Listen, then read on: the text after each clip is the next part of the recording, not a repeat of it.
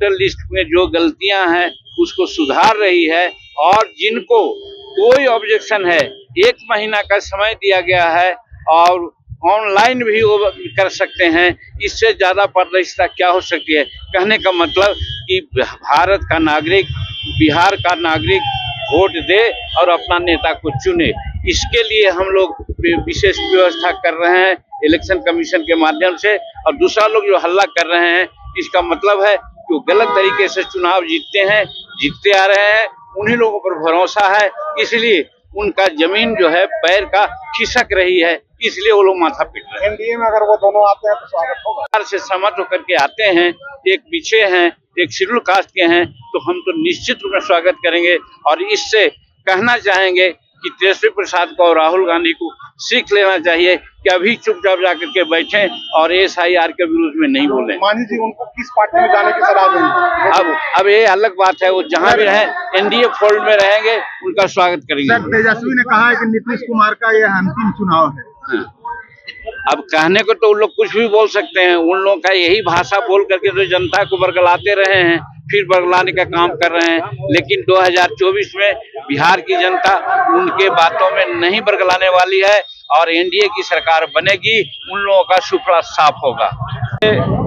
कल की जो सभा थी वो कोई पार्टी की सभा नहीं थी, वो बिहार के विकास में एक नया आयाम देने के लिए और खास करके मगध के विकास के लिए विशेष सौगात लेकर के हमारे प्रधानमंत्री जी आए थे और सभी लोगों को दिया गया था आमंत्रण और लोग आए, हम उनका स्वागत करते हैं।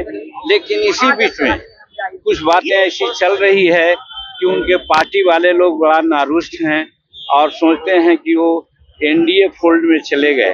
तो हम समझते हैं कि यदि सचमुच में वो NDA फोल्ड में हैं, जैसा कि आपको मालूम है कि नवादा के जो विधायक राजवल्लभ जी थे, उनकी पत्नी भी आई हुई थी और यहाँ रजौली के विधायक भी आए हुए थे, तो इससे साबित होता है कि एक तरफ राहुल गांधी और तेजस्वी प्रसाद क्या बात लेकर के समझे घूम रहे हैं और दूसरे तरफ उनके बातों से फ्रस्ट्रेट होकर के उनके विधायक NDA फोल्ड में आ रहे हैं। इसका मतलब है कि हम लोग समझते हैं कि जो राहुल गांधी और तेजस्वी प्रसाद आज मुद्दा लेकर चल रहे हैं वो कोई मुद्दा नहीं है, वो बेकार की बात बोल रहे हैं, क्योंकि उनको समझ में नहीं है।